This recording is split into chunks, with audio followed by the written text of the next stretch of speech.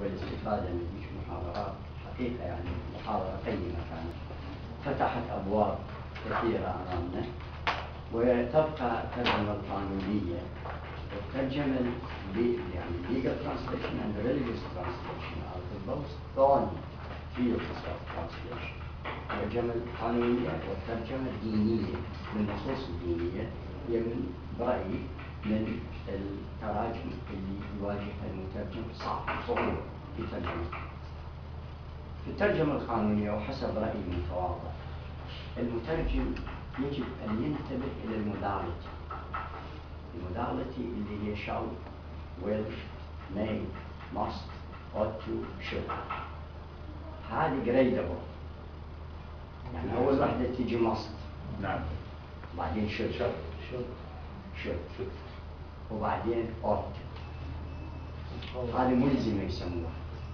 هذه الأفعال الأوجهية ملزمة للمترجم. يعني جنابك تحدثت عن شل، وكانت نقطة مصيبة جدا أنه الشل لا تستخدم للمستقبل أبدا، وإنما تستخدم لفعل المضارع. نستخدم يعني الفعل المضارع فيما يخص اللغة العربية.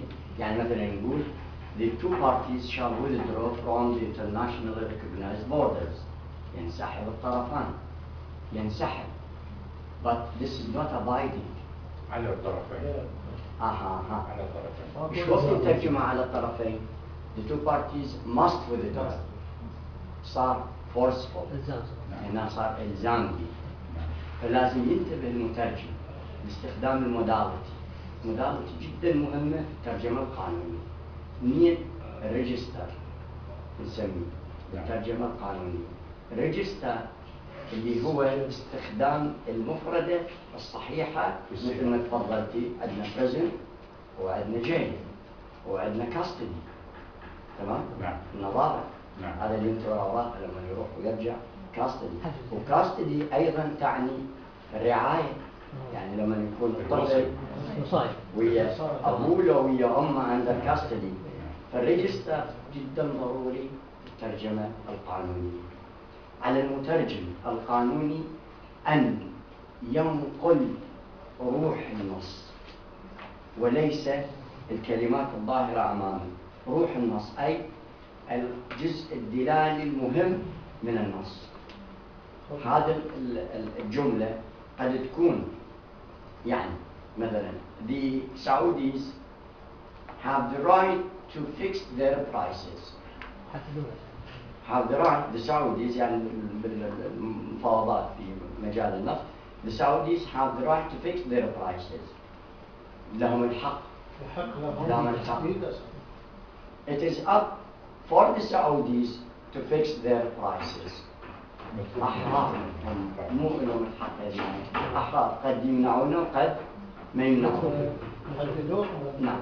استخدام may and may not يجوز ولا يجوز. لا برأيي يعني متواضع مو يجوز ولا يجوز. يحق له ولا يحق له. كل واحدة لها معنى. يحق ولا يحق. النص اللي جاي من أجل أو المترجم اللي ترجمه. وتبقى مسألة الترجمة القانونية مسألة مختلف عليها. Why? Because of the difference in cultures. احنا قانوننا بالعالم العربي كله إما يعني basically based on the jurisprudence, Islamic jurisprudence، عن الشريعة الإسلامية أو الفقه الإسلامي، وإما من ثقافات احنا استوردناها وأساسا الفرنسية.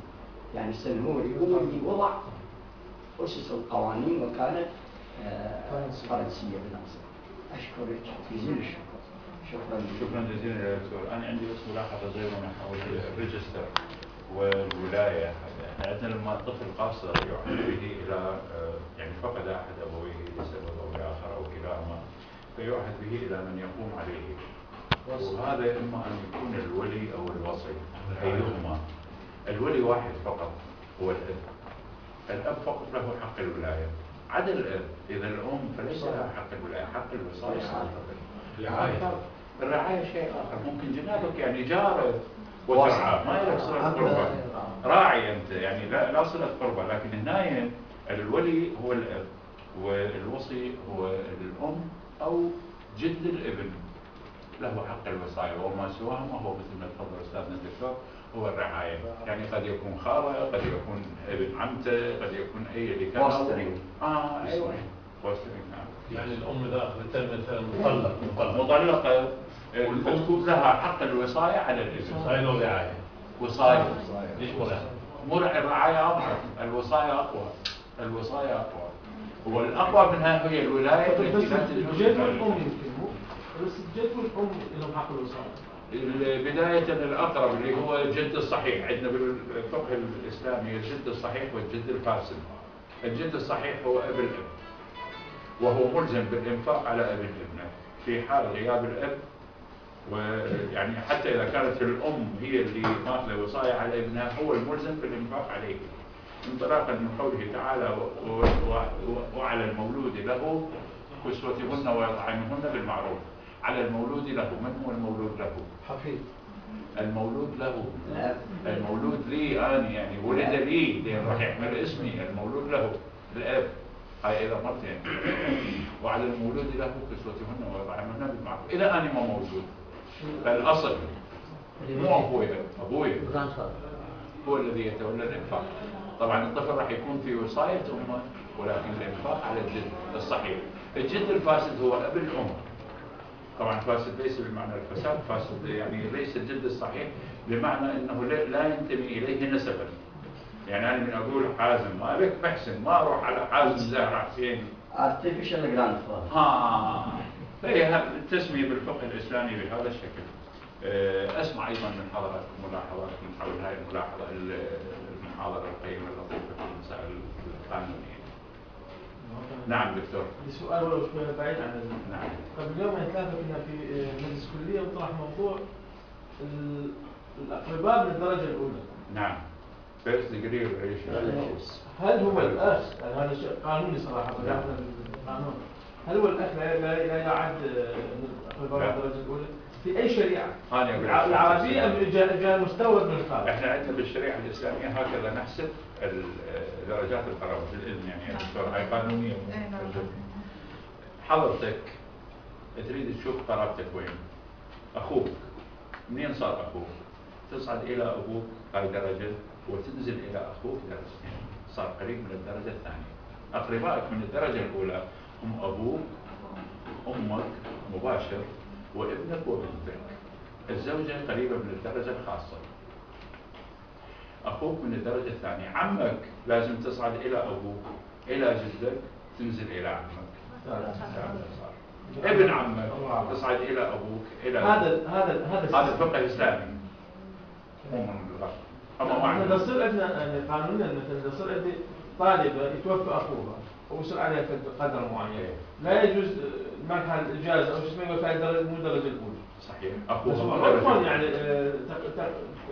مو درجة أولى، صحيح. الدرجة الأولى من تتصل به عبر يعني خطوة واحدة.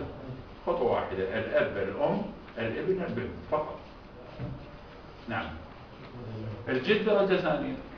ليش يا أخ؟ ابن ابنك درجة ثانية، وهكذا. بعد هاي أيضا يعني نميز بينها، نقول قرابة الأصول وقرابة الفروع. الأصول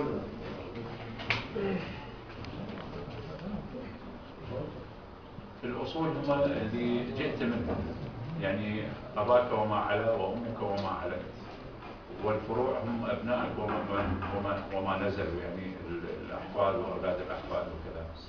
وعندنا قرابة الحواشي اللي هم يعني الأعمام والأخوال، وذول يتفرعون بجانبين، يعني مو عموديا، افقيا يتفرعون.